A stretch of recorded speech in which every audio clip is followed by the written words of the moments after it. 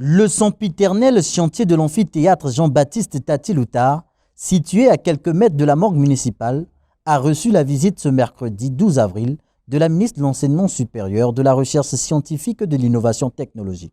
Objectif, s'assurer de l'avancement des travaux redémarrés il y a quelque temps.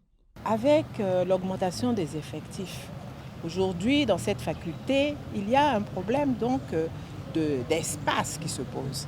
Et c'est pour cela que nous nous réjouissons de la reprise des travaux. Vous avez pu constater que les travaux sont bien avancés dans cet amphithéâtre qui va prochainement pouvoir recevoir les étudiants de cet établissement qui aujourd'hui effectivement sont dans des conditions qui posent problème, mais qui vont être très vite résolues. Donc il n'y avait pas d'inquiétude.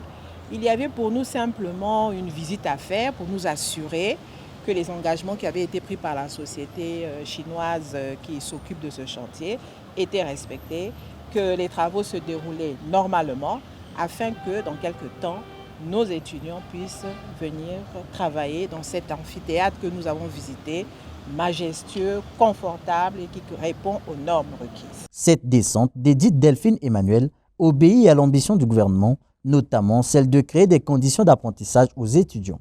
Avec une capacité d'accueil d'environ 1300 places, cet amphithéâtre viendra désengorger la faculté des lettres, des arts et des sciences humaines. Le chantier est bien avancé à l'intérieur.